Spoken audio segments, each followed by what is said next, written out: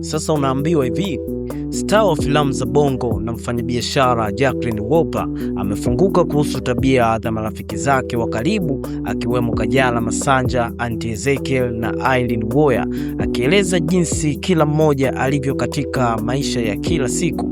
Akizungumza, Wolper anasema Kajala ni mtu mwenye upole sana, huruma pia na ukali pale hali inapohitaji. Kuhusu Auntie Ezekiel pia amesema ni mwanamke mpambanaji anayependa kufuatilia yanayoendelea kwa watu, kupenda kupiga stori na ni mwenye huruma na upekee wake. Aileen Uwoya pia Wolper amesema ana hasira za haraka, lakini ni mtu mwenye upendo mkubwa sana na anayezingatia sana ibada.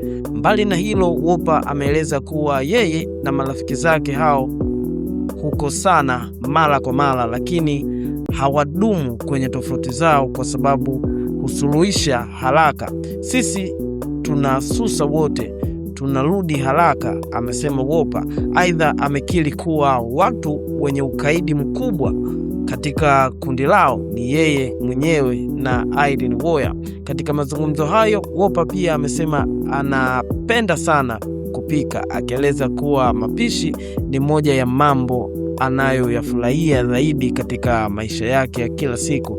So hawa watu bana, naweza nikasema ni watu ambao wana ukaribu mkubwa sana hasa kwenye maisha ya kila siku. Hapa namzungumzia Auntie Ezekiel, namzungumzia Aileen Uwoya, namzungumzia Jacqueline Wolper, pia namzungumzia Kajala. Hawa ni watu ambao this time wanaishi kama family kutokana na generation ambayo walikuwa wametokea. So hapa naweza nikasema kwenye tasnia nzima ya Bongo Movie hawa ndo wanawake malegend.